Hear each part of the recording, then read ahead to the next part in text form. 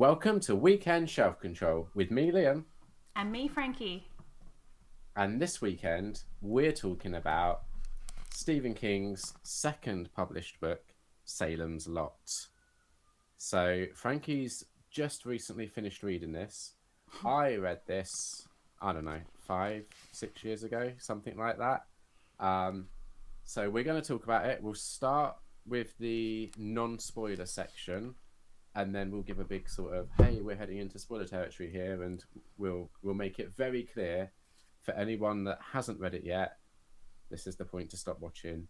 Go and read it. It's only 750 pages or something, and then you can just jump back and watch our spoiler section.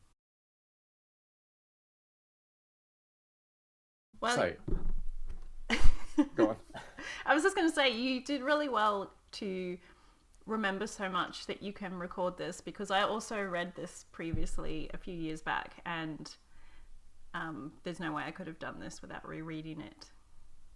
It's just my brain. My brain doesn't retain lots of details. I mean, who knows if mine does, quite honestly. We're about to find out. I mean, we should also preface this with I'm feeling a bit under the weather at the moment, which also isn't helping with the brain. And as always, it's nearly midnight here recording, which also doesn't help with the brain. So, And you've been having a heat wave. And I'm in the middle. So yeah, I'm putting all of this up front. So if people are watching this and they're like, that British guy seems a little bit out of it, now you know why. So no pressure, Frankie. You'll be carrying this one. Well, the interesting thing is, I picked up this fancy 50th anniversary edition, which I didn't realize was going to be this chunky. Very chunky. It is a very weird one to hold, and a very weird book. So I ended up picking up the paperback too, because when I read it previously, it was an old mass market that I had picked up at a book fest, and the cover had completely come off by the time I read it, which is why I read it and then I got rid of it, because who wants a book without a cover? But this one is has the illustrations in it, which is photographs. And also has a couple of short stories and deleted scenes, which the old mass market I had didn't have any of that. So I did get some extra things by reading it again. So yeah, this one that I have is, I think, the same publishing company as the one that you read. Yeah, I think mine's just the more recent redesign that they've done. Whereas I insisted on trying to get all of these covers because I preferred these covers. I have a few in that. I actually think a lot of these ones have nicer images, and I like the font. Interesting. So, but I have a mix. All of these ones I find, and maybe this is just me, but the images all just give me this real like autumnal kind of vibe that just pleases me for some reason. And I started collecting these before they did those updated ones. And you know, once you've got like 20 of them, I'm not gonna update it because they'll be updated again soon. And I know that's the annoying thing is you can go, well, this is the version now. I have to make sure I buy them before they do a new redesign. But when it's someone like Stephen King that has that many books, you know, you can't just go out and buy all of them at once. Not unless you're very rich. Yeah. So my story into Salem's Lot, before we actually start talking about the book itself, is this was kind of part of my journey to get back into reading. I think we might have spoken about this either in the intro video or in the Carrie video. But I stopped reading for a long time after university. And part of me trying to motivate myself to get back into reading was this idea of the Stephen King reading all of his books in publication order. And I remember Carrie arriving and I read that and was like, yes, great. Pleased with that. I'm going to order the next one, Salem's Lot. And when this arrived, like, give me a second. It's a significant size difference between the two. And as someone that was still kind of learning or relearning how to read for pleasure, this arrived and I was intimidated. So I was like, okay, I'm not ready to tackle this. So I put it on my shelf for a while, and it was only once I'd kind of started reading Joe Abercrombie and I read the first Law trilogy, and those books I think start at around 300-400 pages, and by the third one you're up to like 600 pages. It was only after reading that I had like the confidence to tackle this 750 page book. Um, but I remember that being like quite a key moment for me of being like, okay, now that I've read this, I feel like I can confidently say I am back into reading for pleasure again. I do think too, for a long book, it's very readable. Like, it's not like a really dense book, I feel like, as far as plot and everything. Like, there's a lot there and there's a lot to read and lots of people, and he's doing his jumping around Yeah, thing, but it's generally easy reading. It's not like a really involved world or anything that you have to, like, you can get in fantasy books where you have to learn yeah, this whole new world and how things work and whatever, and sometimes that can be a really big thing. But I don't know, I read a lot, so maybe I'm right. So thinking I will from say that perspective. I agree to a point, and this is one of the reasons why I've been really looking forward to discussing this book with you, because I'm not sure if this is just my memory kind of warping things a little bit, but it felt like to me one of the clearest memories I have of my experience of reading this is the start of the book felt a little tedious because it, and again, correct me if I'm misremembering this, but it felt like a lot just talking about the logistics of Salem's Lot as a town. Like I Yeah. remember like the electrical lines and how the town is laid out and all this sort of thing. It might have been quite a short section, but Yeah. in my memory, it felt like a bit of a chore. Well, I will say, if you come into this expecting a horror novel, there is a lot that is not horror. It's Yeah, just getting to know a whole bunch of residents of this town. So there is a lot of horror in this book yeah, and some really good stuff, but you do have the other stuff as well. I don't remember there being a lot of stuff about the town and logistics. I remember that there's a lot of, like, there's an early okay, section where it's yeah, just different times through a day, and he's jumping from different people. So he'll be like, 9 o'clock, yeah, this person's doing this thing, and then later this person's doing this thing. And so there's a yeah, lot of just following people in their lives before, like, there's a slow build up to when stuff starts happening, but then there is also, like, yeah, it's quite extended horror. It's not just like an A24 movie where you just go through this yeah, whole movie and there's a big punch at the end. Like, there's a lot of horror in this, but it's, I think it's about 600 pages or something of actual story, because these editions yeah. have a couple of short stories and deleted scenes at the end. So there is a lot of time to get to know people and see people. I find it interesting because I just like worlds and learning about people. So I didn't mind that it took a while for the horror to, like, I like the slow Yeah. build to the horror and just following the different people in the town.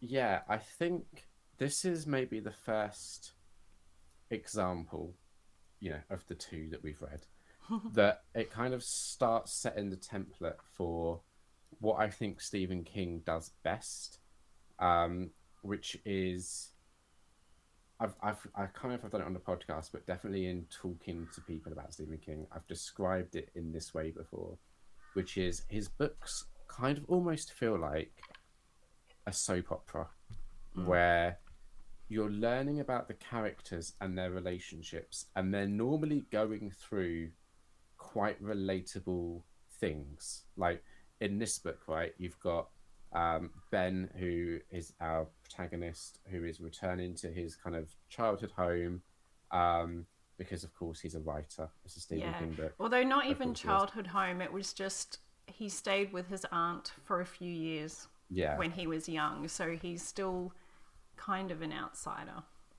yeah, yeah. But it's that like that idea of trying to reconnect to your past, right? That is a very relatable human feeling. And there's like, you know, relationships that start developing, and it's all just very soap opera-y, like not in a melodramatic way, but just in a, it is about people and their relationships. And then once Stephen King kind of establishes all of that, it's then like, okay, and now we're going to introduce vampires. And like he does this with his other books as well. It's like, now we're going to introduce a rabid dog, or, you know, whatever it might be. But it's also done in an interesting way. Like the whole thing revolves around this particular house, the Marston Yeah, house, that kind of overlooks the town and has like a history of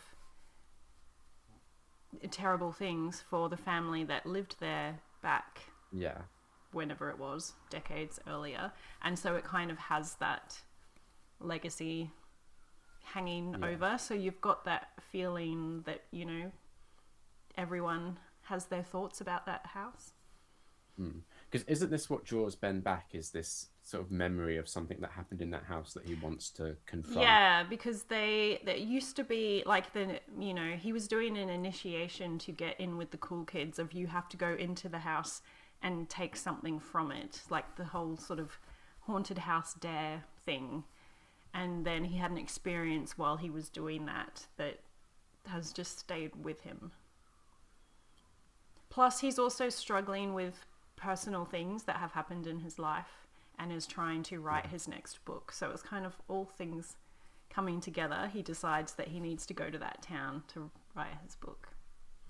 Yeah, and that's kind of your basic setup for the plot, right? And then once he gets there, he meets so he meets Susan. Um, Now I did try and swat up to kind of refresh my memory, but you're gonna know this better. Is she a teacher? No, Is Matt the teacher? Matt's the teacher. Matt's the teacher. I knew there was a teacher somewhere. What's Sue's profession, if she has one? I don't know if she has one. I'm trying Or to is she think. just Because she's finished school or college. yeah?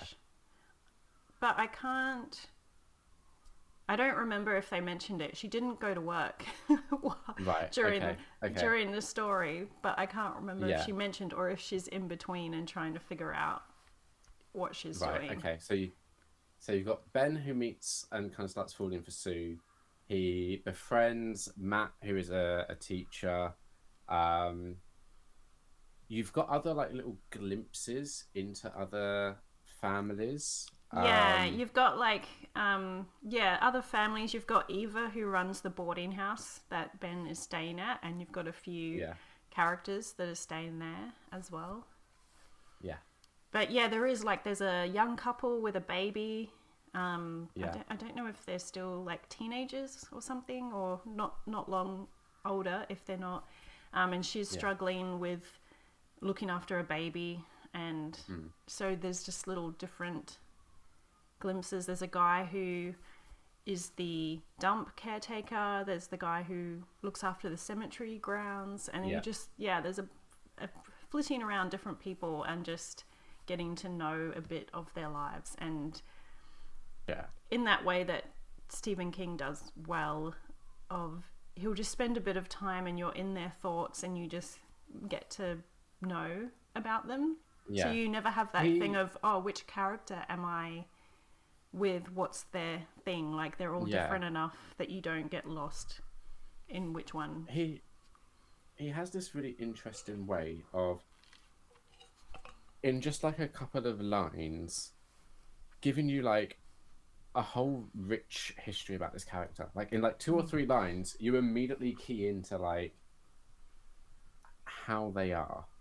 And I don't know how he does it. It's some, I don't know, maybe he's made like a pact with a demon or something. But like to be able to kind of so easily put these character visuals in my mind in such a kind of brief amount of word count, essentially, is incredibly impressive. And I think that's the thing. Like that chapter that's just flitting around different people over different times during the day. like that's why I love it, because it's really interesting to read about these Yeah. people, and there's never too long spent on one, so you never feel like, oh, what's happening with the main story? Why am I sticking with this person? All the Yeah. longer sections are for our main characters, but you just have these other little things which also just help, I think, especially when things start happening, like paint a picture of Yeah. what's happening in this town rather than just being zoomed in on a few main characters. Yeah, absolutely. Yeah, yeah, yeah. It's not. It really isn't these characters and their experience in the town. It really is the town itself, um, which I don't know how he does it, quite honestly. Um, but yeah, and then like I mentioned, he does start slowly, kind of pulling horror out of it. So you've got that kind of experience that Ben had when he was younger, where, like you said, he was dared to go into the house and he sees something in the house. But that then kind of kickstarts a whole bunch of other things. And I think I'm trying to avoid spoilers here, Yeah. but when he does start leaning into those horror things, because you have spent time kind of getting to know this town and the characters and all of their relationships and stuff, it makes it feel like the consequences have more impact. And this is definitely a book that isn't afraid to give characters consequences. Yeah. Well, I mean, that's the thing too. When you've got that many people, like, they can't all be fine. Like, No. some stuff's gonna happen. Yeah. Have you seen the TV show From? No, it's on my list to watch, but I still haven't got to it yet. I definitely feel like it's taken a lot of inspiration from this book. Just in that idea of uh, a bunch of very different characters all trying to kind of coexist in one town. I mean, there's obviously some pretty significant differences, but you can definitely draw parallels, I think. I'm curious to watch some of the adaptations of Salem's Lot. I did see the movie from a couple of years ago, which had very mixed reviews. I thought I enjoyed it, but I didn't love it, and Yeah. it's not overly memorable. Like, I'm struggling to remember a lot of it now that it's Yeah. I think it was 2024 that came out, so it's not that long ago. I do have the old miniseries that's from maybe the early 90s or late 80s. I found the DVD at a book fest, so I picked it up, but I haven't watched it yet. And I did find there's a Joe Hill introduction in the 50th anniversary edition. There is also one from the 70s. So, and apparently that's quite impactful. At least it was to Joe Hill when he was a kid watching it for one particular moment. So I will have to try and track that down, I think, to watch. I feel like you need a mini series maybe to tell the story. Yeah. It does seem a very big story to condense into a movie. I think the problem with doing it into a movie, right, is like we said before, you almost have to zoom in so it's the characters and their experience in the town instead of that bigger picture of the town itself. Whereas a mini series gives you that time to kind of, again, think of it like maybe soap opera is a bad analogy, but it's, you have that time that you get to spend with those characters to learn what they're like. But did you find this following Carrie? I'm trying to think of the right way of wording this question. So we read Carrie. You read that really recently, right? And now going from that into Salem's Lot, did it feel to you like a natural progression in his writing, or vastly different? I feel like the writing was not vastly different. The size was. Because Carrie, I know we talked about having those glimpses of a few lines about a character, and even that character that wasn't actually in the book but was just talked about. And so I feel like this book he's expanded on what he was doing in Carrie, to a much bigger story and much more fleshed out. But I don't feel it was different in his writing, but just Scope. bigger. Yeah. Yeah. Okay. Um, I also, I personally found it interesting that for his second book, I think it's quite bold to, and maybe it was different because this would have come out 70s, early 70s, was it? Um, Let me check. I think it was mid 75. Okay, so mid 70s.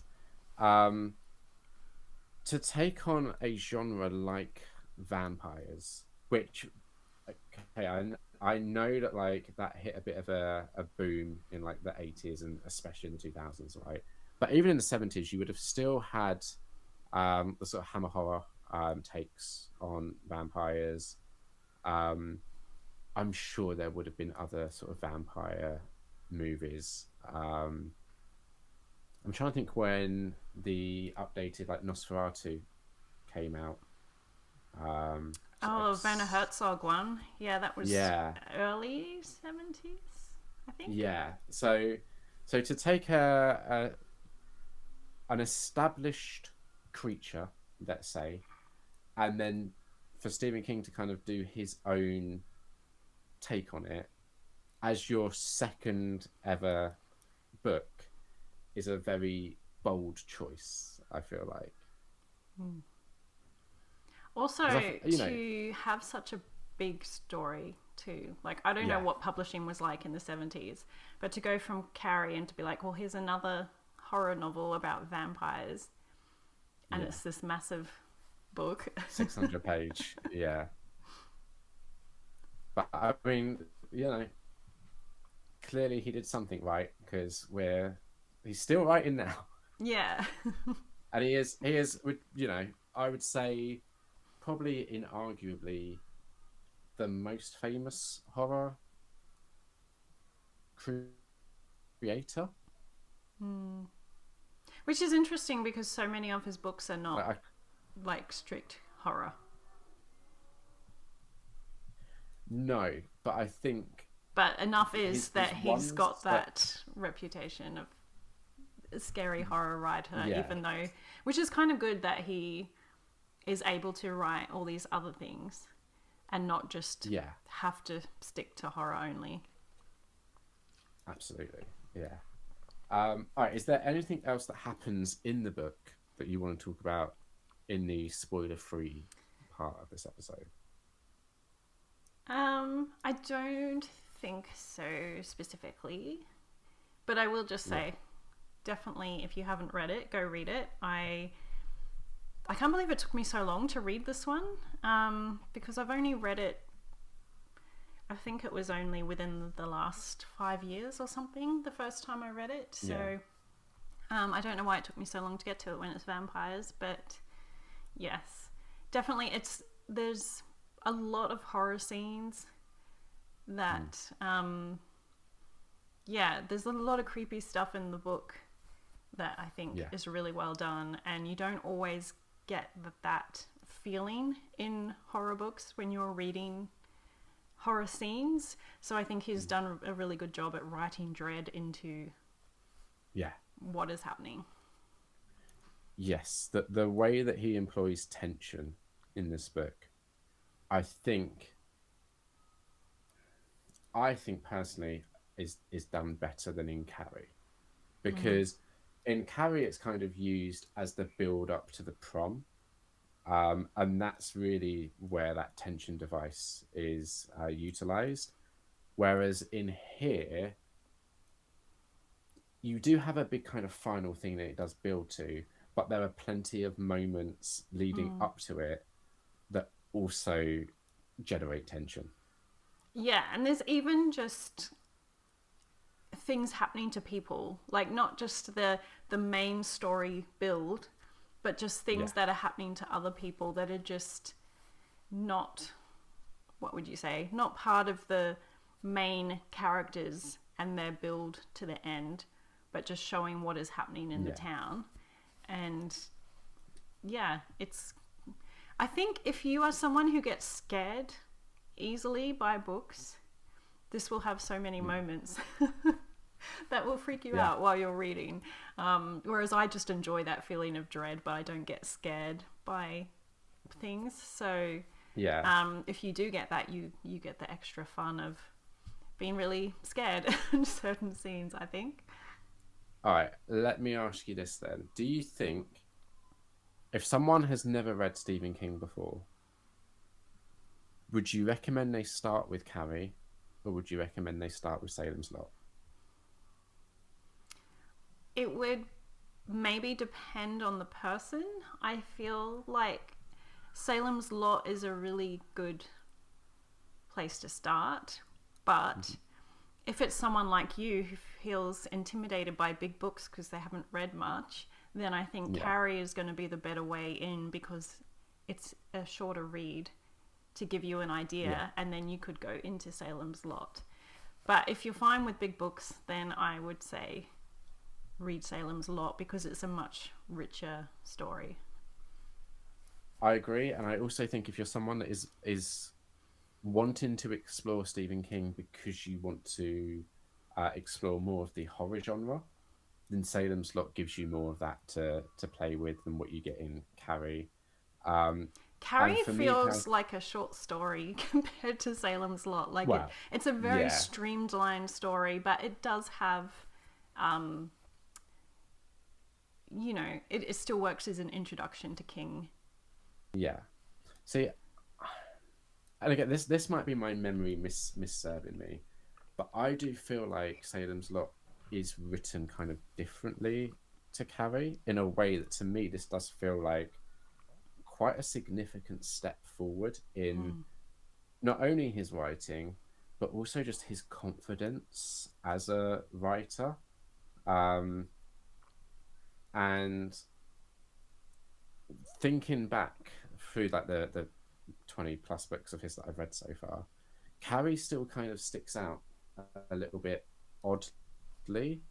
Um, Whereas this feels more, like I was saying earlier, like it's starting to set a bit of a blueprint for what he really does kind of hone in on and improve as his writing develops. So Well, I guess there is always that first book thing. yeah, yeah, of course, yeah. So I think for someone that wants to experience Stephen King that hasn't before, this is a more reflective experience than Carrie. I think Carrie's like a if you're like a completionist and you want to do all of his books and you want to do them in order, obviously you have to start with Carrie. But if you're just like I've never read Stephen King before and I want to start early, this is more Stephen King than Carrie is. But if you don't want to read a 600-page book, Yeah. then maybe read Carrie first.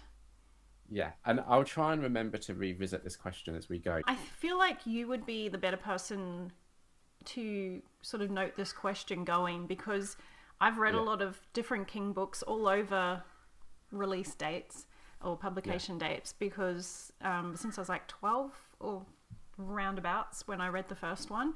So it is hard for me sometimes to try and just isolate it to these two books to think about, because in my head I have all the other stories from him that I have read. So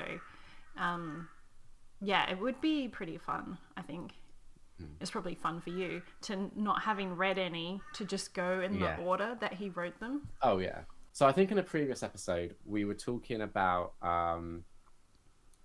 I think we're trying to remember what the next Stephen King book was, and we were saying like, was it Rage or was it Night Shift? And we somehow managed to overlook that it is arguably one of his most famous books, which is The Shining. And I'm including this in this part of the episode as a little teaser to get people coming back, because I am so excited to talk to you about The Shining. Now, is that one that you read previously? I have read previously, but it's been a while. So it's one of those ones too that, because I've seen the movie, it's all mixed up in my mind. So I don't remember how different the book is to the movie or anything. Well, So I do need to reread it. I know I purchased Doctor Sleep because I loved the movie so much, and I was like, oh, I need to reread The yeah. Shining and then read Doctor Sleep. But I never got around to it. So, See, and I haven't now we read or have this seen project. Doctor Sleep. Yeah, exactly.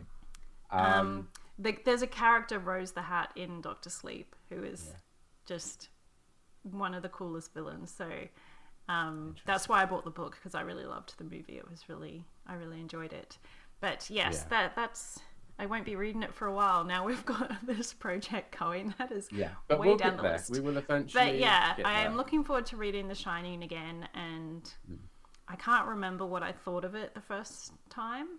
Yeah, It did have that thing of, like, I saw the movie before I read the yeah, book, so yeah. I had that there as is well. that. I not only have I seen the movie, I've seen the movie enough times to be very familiar with the movie, which is obviously going to have an impact on my like take on the book. But yeah, very much looking forward to talking to you about that. So for anyone that's watching this and following along to our Stephen King project, look forward to that discussion next time.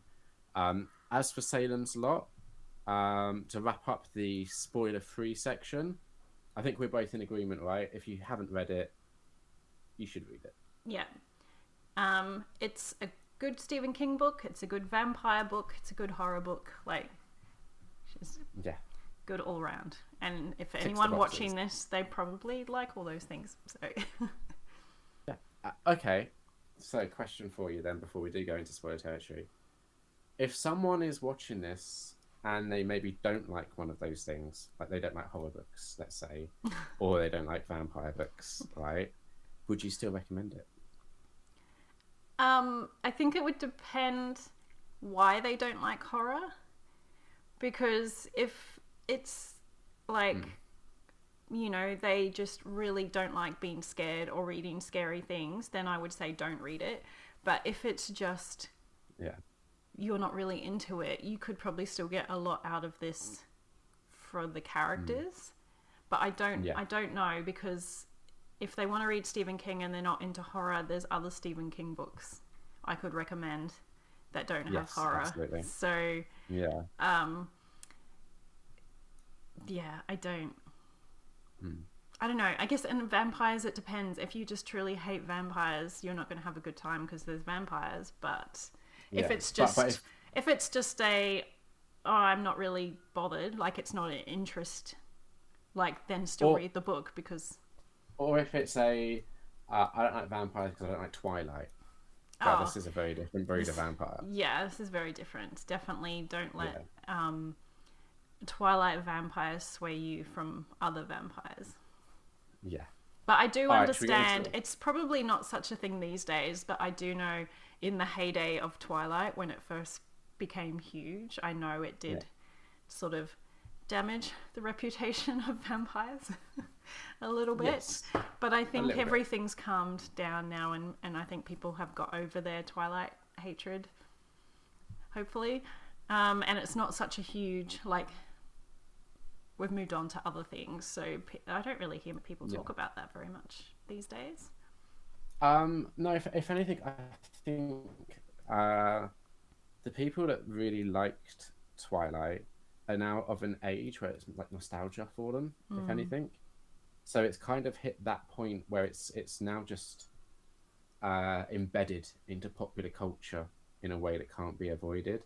This is a huge tangent, but I always had a huge issue with the backlash that Twilight got Mm. because it felt to me very gendered, like especially with the movies. It was like, well, these are movies that are made primarily for a young female audience, and I could never quite understand why critics who are predominantly male would give something like Transformers a bit of a pass, but would dogpile on Twilight. Mm. And it really felt gendered to me. Like, oh well, it's for boys, so we'll give it. Yeah, we can accept that. It's just boys having fun. Twilight, this thing for girls. No, if you like that, you're the worst. It's just I hated all of that.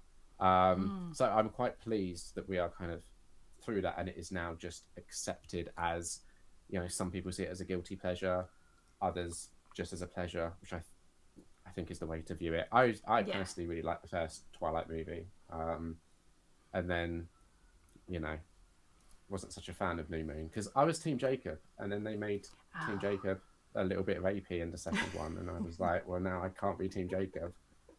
I don't want to like back a sex pest, so I yeah. kind of ended I up just being I find it funny because I read the first book before the hype hit. I just yeah. randomly found it in a shop and thought, oh, that's an interesting story, vampire at high school. Yeah, and then it exploded shortly after that. So I still haven't watched all the movies. I wasn't so into the second Really? movie, but I've heard that they get better, and Um, I don't know. I find the characters interesting. My favorite character, yeah. I liked the actor that played him, and yeah, I'm going to get back to them Who was one your day. favorite character? Um, Jasper? Was it Yeah. Jasper? Yeah, yeah. Yeah, Yeah, I yeah. liked Jasper. So, Had like a real like deer in headlights kind of look about him all the time. yeah. Yeah. I will say I think the first movie's brilliant. Second and third are okay. Breaking Dawn Part One I find atrocious, quite Oh, honestly. Because it's that classic. We're gonna take the last one, split it into two, oh yeah. and they're just for me there wasn't enough story to justify the part one of it. Um, it's all just about their relationship, and so we've spent three movies establishing that. Yeah. Whereas this is such a huge tangent, but still. Whereas like Deathly Hallows Part One and Part Two, I actually Deathly Hallows Part One when I last watched those movies years ago was my favorite because it felt like it was the first time the characters actually got a chance to breathe. Like those movies were trying to condense so much plot into the like 2.5 hour runtime Can that it was I just can I yeah admit something to you? I still haven't yeah watched them because I was so upset that my favorite character died okay in I don't know, was it in those movies? I can't remember, but I got to the books and like he yeah. died, and then Was it Sirius Black? no, no, one of Oh, interesting. um. Can I give spoilers for this decades old thing? But I didn't. Probably. I didn't want to see it in movie form, and it kind of. So I've just not got back to it, and then I keep thinking I need to watch the movies. I'll start rewatching the movies and then continue Yeah. on and finish. And I just got up to I got up to the fifth one, and then I was like, oh, do I want to do a book reread? Do I want to just watch the movies? Yeah. And I got in that, and then it's just died there. But that is Yeah. something that I still need to finish that because I do love the books. But yeah, Yeah. I just know that I just don't want to see that death happen. That's going to be really sad. Yeah. So I will say, like, a few years back, I was reading a book, watching the movie, and then just like being like, they missed this bit, they missed that bit, they missed this bit. And I did that up until Order of the Phoenix, and I had Half Blood Prince next. I just haven't been bothered because that's probably one of my least favourite books and movies. But yeah, Deathly Hallows Part 1 really just like slows the pace down and makes it more character study and character driven, which I really liked. But I think with Breaking Dawn Part 1, there's just not enough substance to the characters to do that. And there is a really interesting thing that happens where it starts getting a little bit body horror kind of weird. It's like, that's so interesting, but you have to get through so much nonsense to get to that bit. But then Breaking Dawn Part 2 is really, really good. Oh, okay. So at least we end on a high. A massive high. I will be watching those movies. I did start a Robert Pattinson project because he's picked Nice. so many interesting movies since those movies. Yeah. I Did you see decided the to. trailer that came out recently for the Chris Hansen movie? I did. That's interesting.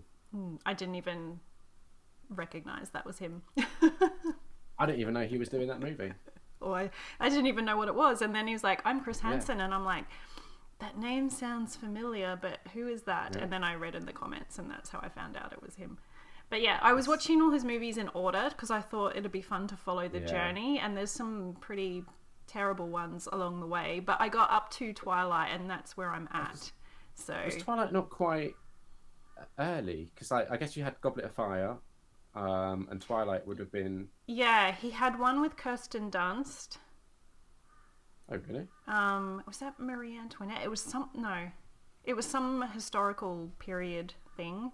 Yeah. There is one. Yeah, I can't remember. There's a couple. I mean, that one with Kirsten Dunst was okay, but there was one that he did that was absolutely terrible. So yeah, there's been some duds. Yeah. But I have seen some of his more recent movies. But I just wanted to try doing them in order just to follow the journey and see like all the Twilight money gave him obviously the options to pick what he wanted weird to movies, do. like Yeah, the drama. which I still need to watch. Good, But yeah, good. I think Good Time or Good Time, Good Oh, I haven't Times. seen that yet. That Yeah. was, I think, the first thing I saw him in outside of teen, like Harry Potter, Yeah. Twilight stuff. Yeah, that's a pretty good movie, and it really shows his skills as an actor, which he's continued to show in movies. But yeah, his earlier movies not. Yeah. I don't know if there's And any then- gems. Anyway, we're talking movies. Yeah. That's I feel like we wrong. need to also just caveat all of the Harry Potter talk with J.K. Rowling is trash, and her views that she very publicly shares, we do not condone or agree with. But I still can't help but appreciate the books, and it's so frustrating that it's the same person that could create something that feels like the messaging in them is about acceptance, and then to be spouting such bigoted views. But anyway, back to Stephen King Yeah. and Salem's Lot and spoiler territory. So now we can start talking about the bits that were horror-y and scary, and what was it that Ben saw in that house? Yes. So, can you imagine how creepy it would be to go into a house with all the history of someone like killing their wife and then killing themselves, and then you open the door into the room and see them hanging there? Yeah. That's pretty creepy. It's just like, it's... How does Stephen King even come up with that sort of thing? Because, like, it's just... I again, when, you know, earlier we were talking about tension. That moment, the way that he draws that out to get to that reveal, I do think is a good example of, like I said, that progression in his writing and that confidence kind of coming through clearer. Yeah, I will say the one thing I found less interesting in the story was the romance. Yeah. It was very insta love. Yeah. But I do think, particularly in his earlier writing as well, one of the criticisms that Stephen King kind of faces is not writing the best female characters. And I do feel like you kind of get that a little bit here, in that she is just like love interest. But It's I not think- terrible. It's just she was such a nothing character that when she got killed, yeah, both becoming undead and then when they staked her, I didn't really care. see, I did, but I think less because it was her, and more because of I just really liked Ben. So Well, yeah, him I having cared to- a bit about his struggle, but Yeah. I didn't really care about her, considering some other characters that I felt sad when they got taken or killed. Yeah, but like this is the thing. I think this is a beautiful example of the thing that we've spoken about before. I think in our review of the artist, right? Of why I like horror, because no one's safe. And like I think Mm. outside of the horror genre, you wouldn't, even if it wasn't done brilliantly, you wouldn't spend that time investing and building in the relationship for it to end in the way that it ends. Um, you just, and I like that with horror, just no one does feel safe. Mm. Because you know, I mean, any other genre, the love interest, you'd be like, nah, they're probably gonna live happily ever after, aren't yeah, they? I would have been disappointed if she had been okay in the end. Oh, does Especially that? when she was a little silly to just decide to go off to the house on her own. Yeah, yeah, But I yeah, did like that she acknowledged that yeah, and talked in her head about if she was watching a movie, she'd be like, yeah, "What are you doing, you silly bitch? Don't go up the stairs." And yeah. if she was doing it, so there was that. Hmm. But I will say I was more upset when Dr. Cody died than her. Yeah. What are the other like significant deaths that happen in the book? Um, Mark's parents. Yes. Yeah. Um, basically almost everyone in the town that we. Is which is the one where it's, and this is just my memory failing me, but I remember a very significant moment where the vampires have set like a trap with knives. That's Dr. Cody. Yeah. Okay. Okay. Yeah. That is the one that. Yeah, I agree with you. Was the most impactful. Mm. Yes. Oh, I was sad, but I Yeah. guess. I mean, you. The thing is, though, when I started thinking about it, I got to a certain point and went, "Oh yeah, the book started with the man and the boy."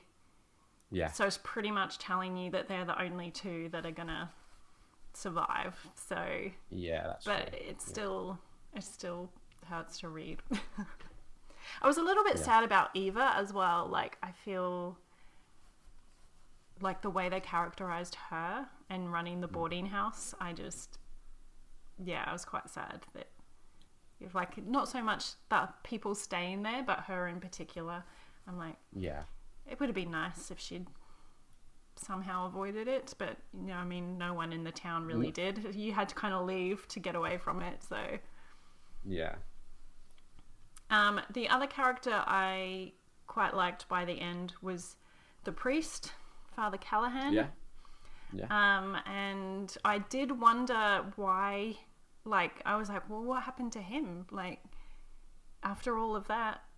And so I had to look up online afterwards, and that's where I found, of course, his story continues in the Dark Tower books. So Yes. I'm very excited to see him again, and I'm going to avoid trying to find out anything Yeah. plot-wise that's going on, but I'm just happy to know that there will be more of him, because he just kind of leaves the story, and it's like, well, what? Why? Like just and we'll talk about this more when we get there. Just conceptually, the Dark Tower is such an interesting idea of like, especially when you have a career like Stephen King's, to then have this almost like a tree trunk in the middle of it that all the branches kind of tie into. Maybe that's a bad analogy. I don't know, but some sort of like thing where you can continue plot lines from previous works. Yeah, Yeah, I know I it was only in recent years I've discovered how much connectivity there was yeah, in his books. I didn't realize, I haven't really looked into it to see exactly how many, but I thought well, because we're doing this project and going in order, it's going to become clear, yeah. I guess, as we go. One thing I will say, I just this month read the second Dark Tower book, and there's a couple of references to his previous books that I've read, but the reference that I found most interesting is a reference to The Shining, the movie version. Hmm. And that's interesting because we'll talk about this next episode, I'm sure. But Stephen King has been quite vocal in that he feels like the movie kind of missed the point. So I thought it was just interesting that it was referenced in the book. Hmm. Yeah, so hopefully it won't be too long till I get to that. You've only got another 23-ish books to go, I think. Yeah. I did want to point out a line. Oh, should we talk about the? Oh no, we should talk about deleted scenes after we're done. I have a line to read you later, but yeah, I do find it interesting. I feel like the climax sort of wrapped up pretty quickly after all the build up. That it seemed rather simple to get Barlow in the end. Yeah. You're gonna have to refresh my memory exactly how they did it. Well, once they get to the house, my mind is mixing in with the deleted scenes for this, but they pretty much figure out where he is. Yeah. Go there and get there just before it gets dark, so they're able to just stake him. Just like that. And I just thought there might be a bit more to it, being that he's sort of the big villain compared to the other people they had staked. But there just wasn't that much there. I mean, I don't know what you could have done really to make it more of a thing, but it did just feel like, oh, after all the build up of getting to him, it just seemed really quick. Do you think, and I don't know, so I'm just curious for your take on this, but do you think there's some sort of social commentary there? Like what? Like, so if you take, and I might be getting the timings of this wrong, right? But as an example, and there's probably more prescient examples to use, but take like Charles Manson, right? Remove him from the equation, and it's not like his cult just overnight just like dismantled and stopped, right? There were still people, like, you know, even when he was in prison, right, there were people writing to him, and like, so is there this idea that you can remove the source of the evil, but it doesn't necessarily, and it might be easy to remove the source of the evil, but once evil has kind of embedded itself somewhere, it's like a rot that is much harder to completely eradicate. I suppose when you think about it, they got rid of him, but they still had the plans that they're like, we're going to have to come back and get everybody else. So I guess he kind of brought it to the town. But I think it was just the fact that he was so old. Like, he was saying to the Catholic priest about how he was already around for ages before the Catholic Church came along and all of that. So I guess it's just that whole vampire thing, like, you've been around that long, but maybe he was a bit complacent because he had the ego built up for having been around so long. But he just seemed, I don't know. I guess maybe it's all the movies I've consumed and everything that you just think it should be harder to kill the top one than anyone else, and it didn't seem to be. So is there maybe, I mean, I could just be talking out of my arse here, but is there maybe a parallel with religion as well then, which is this idea of, again, right, once it kind of embeds itself into a culture or a society and it kind of spreads, you could dismantle like a church, like the building, but the ideas and the ideals are going to be a lot harder to eradicate. So is there some sort of commentary that the book is kind of leaning into, I wonder? Yeah. I could not say. I don't know. I don't know if that was the intent. I just think, again, we've talked about my views on author intent anyway. I think it's possible to take these sorts of readings from it, and for me, the fact that they defeated the big bad that easily makes the book a little bit more interesting than if it had have been a big epic I showdown. am just thinking too that really it's probably movies and things that have shaped my expectations, because they're all vampires, so why wouldn't they all be the same to kill if you can get to them before they wake up? So that is probably just a me thing based on what I have consumed, that people have created, that have made it. And I guess that's also the thing I hate with horror movies, especially slashers, when they kill them and they keep coming back because they're so bad that they don't die easily. That annoys me. So I'm like, this book should be fine, and it's fine, but I just felt some surprise when I was like, oh, it's over after but I think you're hitting on a really interesting idea, right? Which is, and I think this is going to be subjective, so I think each person that reads this might have their own take on it. But is it a deliberate subversion of expectation, or is it just I can't think of a nicer way of saying this, but like a he couldn't skill gap. think of something. Well, he's got a bit of a reputation for not really knowing how to end his stories, right? Which I will say, 25 or so in, I've only noticed that a couple of times so far. So I'm sure there's going to be a stretch where I'll be like, oh, I get where that reputation comes from, but I haven't hit it yet, for me personally. But I do wonder, is this an example of that, or is it a deliberate subversion of expectation? Well, what's interesting is in the deleted scenes, there is a different ending. Well, it's the same ending, but there's a lot of difference to it.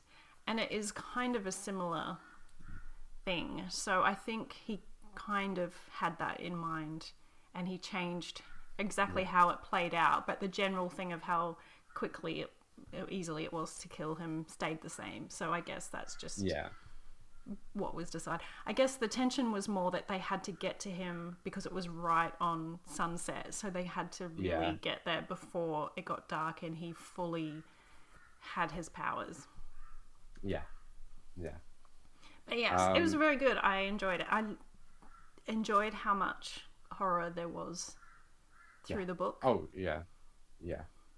And some very like memorable moments as well, because like we mentioned, right, I'm going back 6+ years trying to remember this book, but the scene of the kid outside the window floating is still, and I'm correct in remembering that before I say that it's sealed in my memory, right?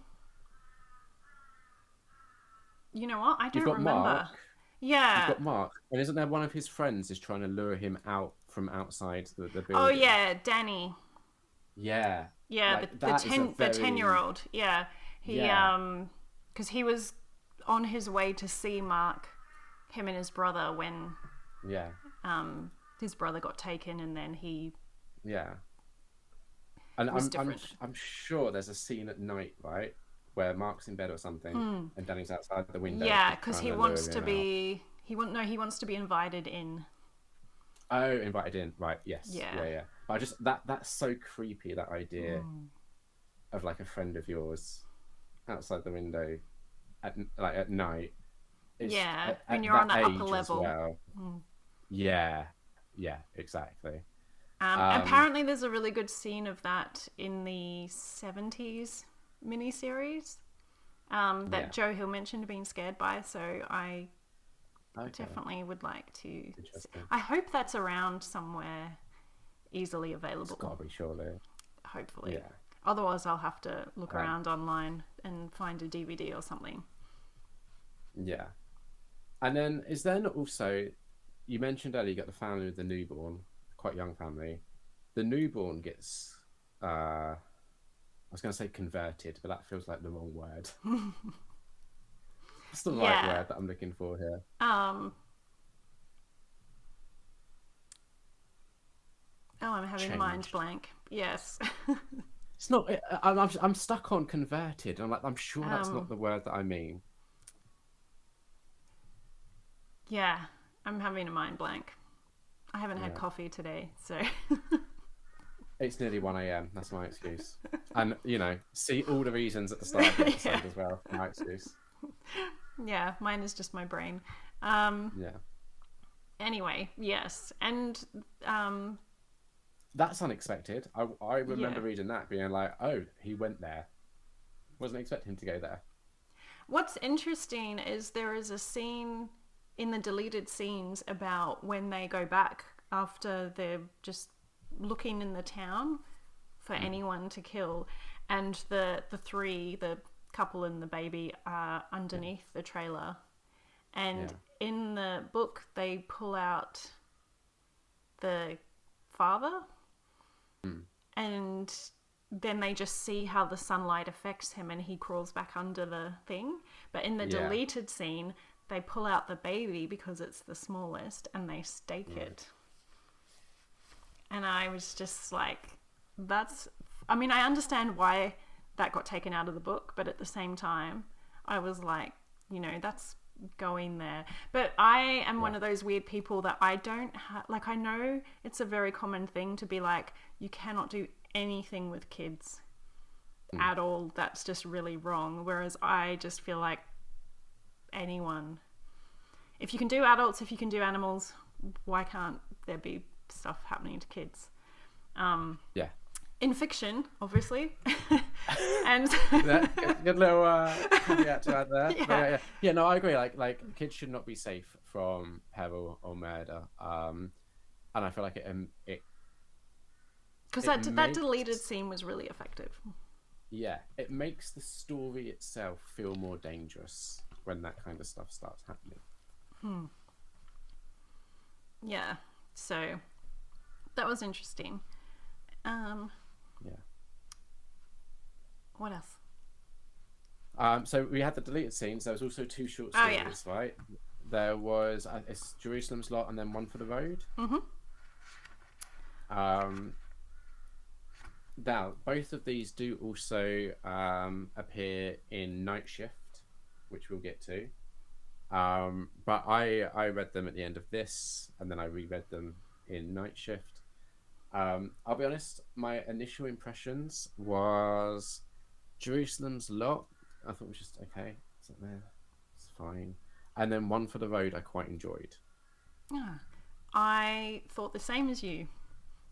Interesting. Because One for the Road is just like, it's quite short and it's just like perfect, creepy snowstorm vampire story. Car breaks down or something right outside of the town. Yeah. Yeah, guy turns up at a tavern or bar or Yeah. something, and there's two old guys there, and he's like, my wife and daughter are still in the car. We need to go get them.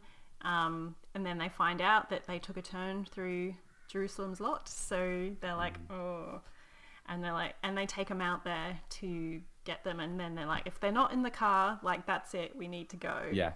And Yeah. And they get there and they're not in the car. Yeah. Yeah. I thought that was really effective.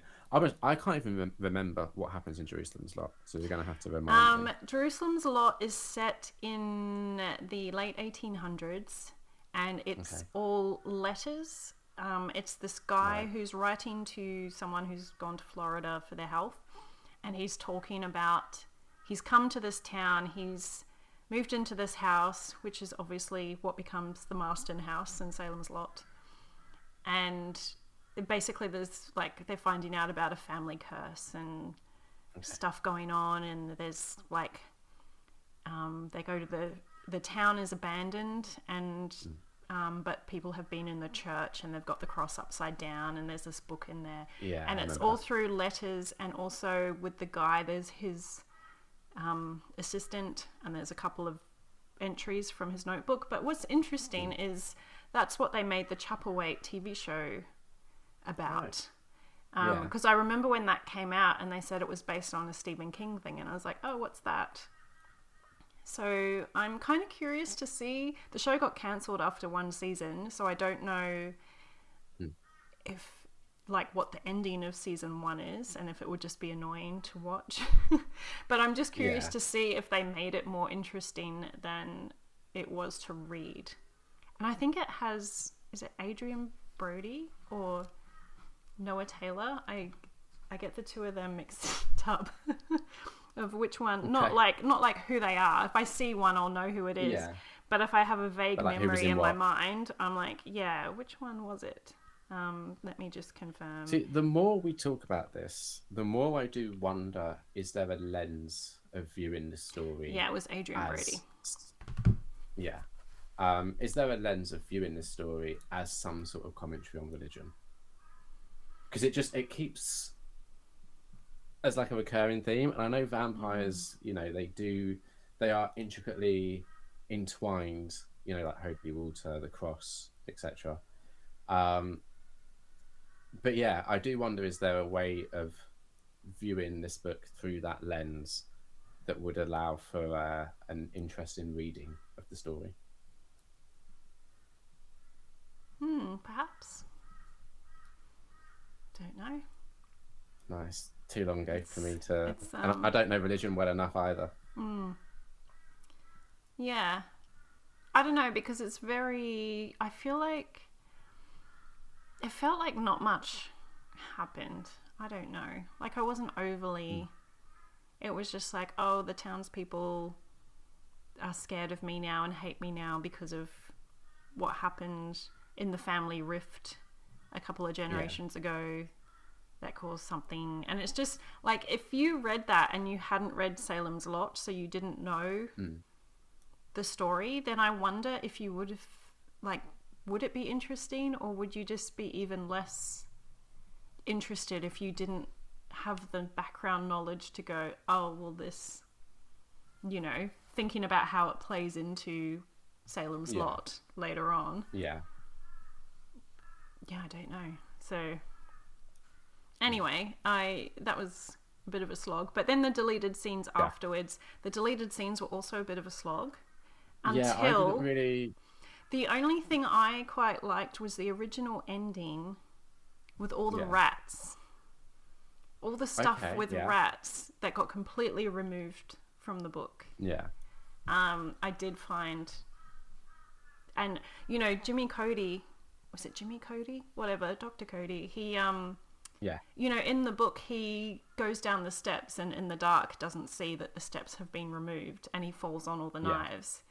In the original, because they had all these rats around, like thousands of them, he just basically gets ripped apart by rats. And that's the line I was going to. I was going to say, what was the line? Because that was during that scene. Now, the only thing is, I wonder if it was inspired at all by James Herbert's The Rats. Did that come out first? It would have been around similar time. I think they were both kind of right in early 70s. Okay, so rats were a thing in the 70s. Maybe that's why he changed it. Maybe he was like, that's maybe a bit too... Anyway, this line is when Ben comes in and he finds what remains of him, and he is just like, oh, Jimmy, he tried to say, and the words broke open and bled in his throat. And I just feel like that's a really good phrase to show emotion in words for seeing this friend you had, that what remains of them after being torn apart by rats.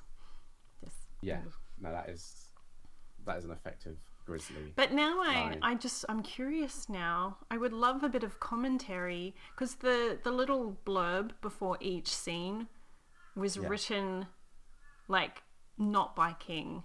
It was third party writing, but I would love to know, not for all the deleted scenes, obviously that would be really boring, but I would love to know why he changed that ending and removed all the rats, and if there was a reason, or if he just had a different idea that he liked better. Like whether it was, I don't want to do the rats, or just I've thought of something better than the rats. And in that one, they get the coffin out into the light. Yeah. I don't know if they stake as well, or they just do that instead of. Yeah. Yeah. I can tell you, The Rats by James Herbert came out in 1974.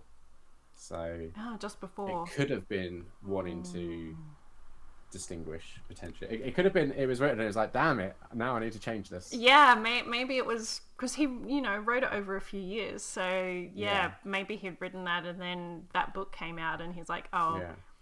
I probably should remove the rats from my story. But I think to your point, right, it would be really interesting to get his take on why these scenes were removed or changed. Yeah.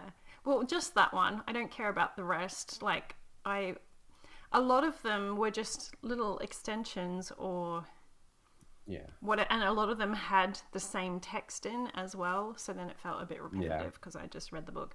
One thing, there was an extended scene with Ben and Sue talking, which I found interesting in light of the Rage novella.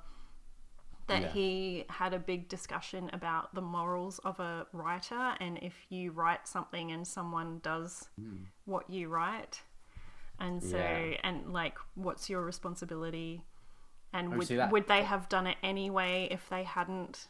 Like, he was like, you know, if someone kills their grandmother, blah blah blah, but if they hadn't read your book, would they still have killed her anyway, or did your book have more influence? Which, I be honest, I didn't pick up on that when I read it because I wasn't that familiar with Rage at the time. But I'm always going to go back to the screen quote when it comes to that kind of thing, right? Of the I know it's movies that they're talking about, but movies don't create killers. Movies make killers more creative. Just replace movies with books. I feel like it's the same thing, Yeah, right? Is I feel like if you are not someone who would do that anyway, I don't think a book Yeah. or a movie could have that much influence that you would then decide to do that. I think it's, yeah, if you're messed up and having thoughts anyway, it Yeah. is just giving you I think it would potentially influence the how, but not the actual.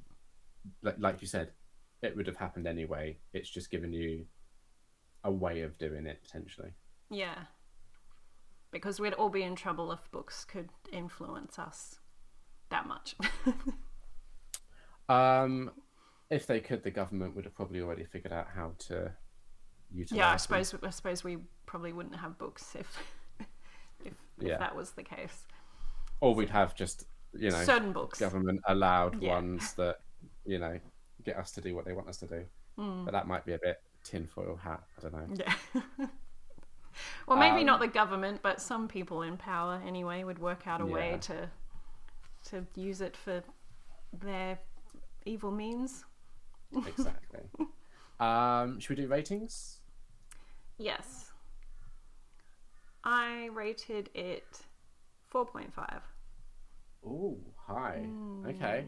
Because I really enjoyed most of it. I think there was just a few, like the romance and Yeah. bits and pieces that I thought, and also because I know we've still got so much more King to go, I was like, maybe I'll just step back from 5 stars. But I did really love this, and considering I had read it a while ago and I hadn't rated it like super high, but I'd forgotten all these horror scenes in it, and yeah, I really enjoyed it. So Yeah.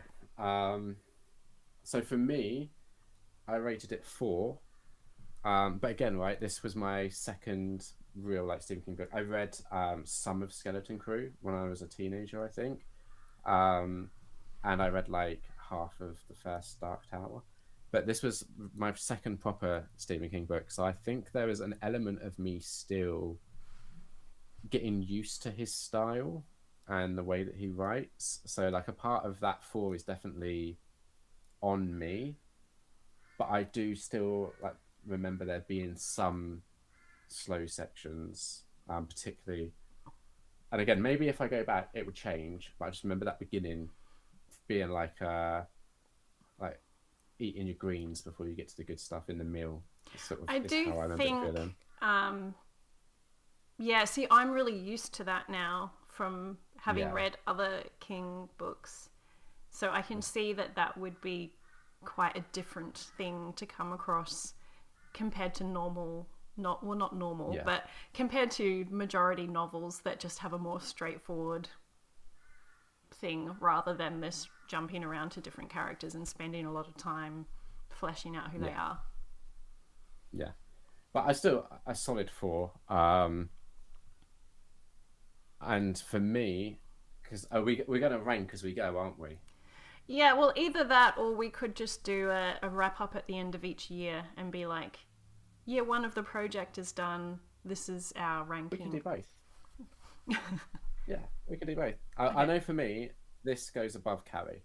Yes. For me too. Yeah, see, easy. Ranked. Stephen King ranked.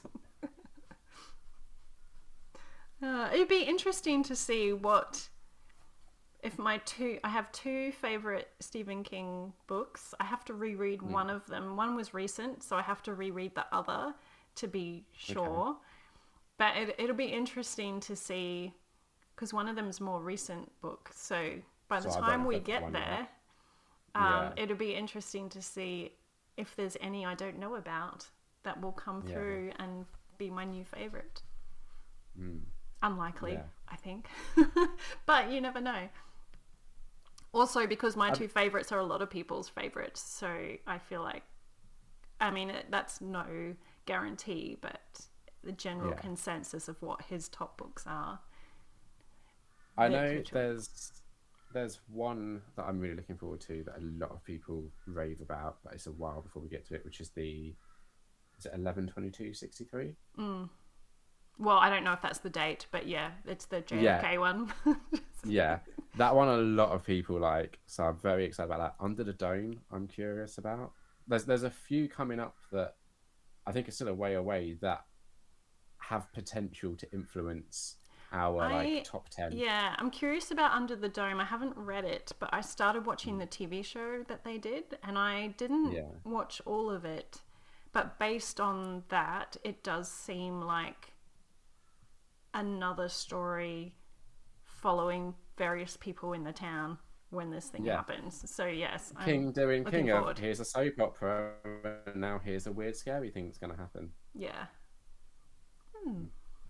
But yes, I'm going to try and read them a bit faster. I had a bit of a longer gap between these. I did think I had a novella next, so it would be really quick, but apparently I have The Shining next. So The Shining's not huge, to be fair. yeah, that is true. It's a while, and we're skipping The Stand because we're going to Well, be reading the 90s version. yeah. So I don't know how you want to do it. I know I when The think, Stand first came up, I read the '90s version. well, I thought maybe we'll just skip it in the Okay. 70s and read it in Yeah. its timeline of the 90s, Yeah. Yeah. Yeah. just because he wrote the extended bits in the 90s, so we'll just class it Yeah. as his 90s writing, maybe. Yeah. Yeah. However you want to do it, I'm happy. It's just I'm gonna have to remember that because on my ranking list, it's obviously included. Yeah. But But yeah. that's I can work that out. Hmm. Yeah. Okay, well, we are done with another king. The second king. Let's finish this, and we will be back Yes. soon ish with The Shining. Will be next in Mm, our King project. yeah. So I guess if you've read Salem's Lot, drop a comment down below. Did you like it? Did you agree with our thoughts on it? Did you disagree with our thoughts on it? Are there any books that you're excited for us to get to? And are there any interpretations of Salem's Lot that you took away from it that maybe we haven't spoke about, or maybe you agree with some of our takes or strongly disagree? Let's discuss in the comments down below.